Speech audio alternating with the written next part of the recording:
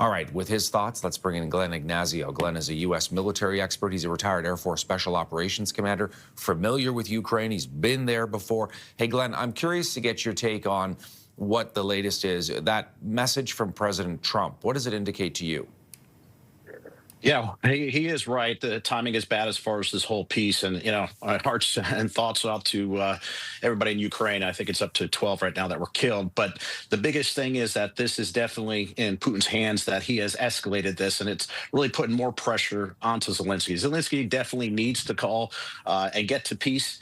They're the worst part. They face this in the long run. They're in a bad situation, but Russia really does need to back off. And right now, Putin doesn't seem to be indicating that, both from the ceasefire and this massive attack. So it's putting a lot of pressure on that. And I think it is escalating. Hey, is the United States going to stay in this negotiating, or are they going to step away? So it's an interesting take on these things right now. The president is notorious, well known for the so-called art of the deal. And sometimes as part of making a deal, you threaten to walk away from the deal. And we've heard this now from both the president, the vice president, as well as the Secretary of State saying, look, if the Russians and the Ukrainians can't come to terms with a peace situation, deal, whatever it might be, we're out of here. And I wonder whether you think that, too, is a negotiating tactic to try and get them to focus.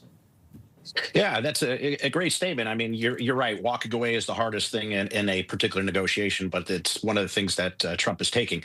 I mean, here's the issue: is if the United States did step away, this war's been going on for 3 years, and the closest we've gotten to any kind of negotiation and talk is since Trump came on, and so that is challenging what would happen in the future if it didn't occur. However, I do believe that the only way for this to get to some kind of peace right now is with Trump's involvement and his cabinet to work something with both Putin and Zelensky out. Like I said, unfortunately, with the timing and the people that Putin has, in the long run, the longer this goes, it's beneficial for Putin. But I believe that the Trump administration has the ability to get this to a ceasefire, which is the first that we've seen in the last 3 years. Right. And the question is as well whether it's going to be on terms that are favorable to the Russians or favorable to the Ukrainians. We know the White House is talking about, using the current lines, the territory Russia has seized, including Crimea. I mean, the Ukrainians are saying we can't do that. It's against our Constitution. And also, it's an open question whether the international community would recognize that, Glenn. I mean, Russia illegally invaded Crimea.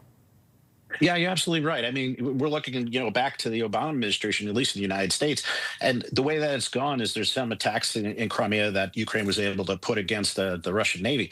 But it's almost assumed that, Crimea belongs to Russia. And so, yeah, it really, I don't see much really happening in Crimea. It's one of those things that their constitution doesn't agree to it. But I really don't see any play as far as changing in Crimea. And back to what you're saying on these lines, the current lines is, what you really would want is Russia to completely pull out. But that's not going to happen. They're not going to get rid of and give away everything that they've attained. And the same thing, Ukraine shouldn't have to stand and take it. But, is that going to be split? What is that going to do? Again, the longer this goes, the better it is for Russia because the amount of people it has. And at the same time, we are getting into a thaw, and I would anticipate Russia doing a major offensive in the near part of the summer. So if we can get to peace now, we're saving both real estate lost and lives lost. Who do you think the U.S. is putting more pressure on right now, Glenn? Russia or Ukraine? Honestly, it does seem like it's putting more pressure on Ukraine. Unfortunately, I feel like, and heard this a couple times, is that the U.S., or at least the impression on the U.S. on the world stage, is that we're becoming transactional. And that's a dangerous thing, whereas, hey, we're going to help you out, Ukraine, if you give us this mineral deal.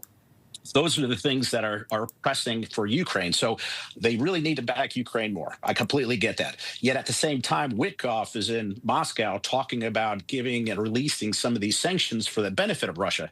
Again, there's more details in the negotiation going on there to see if Russia would pull back for that.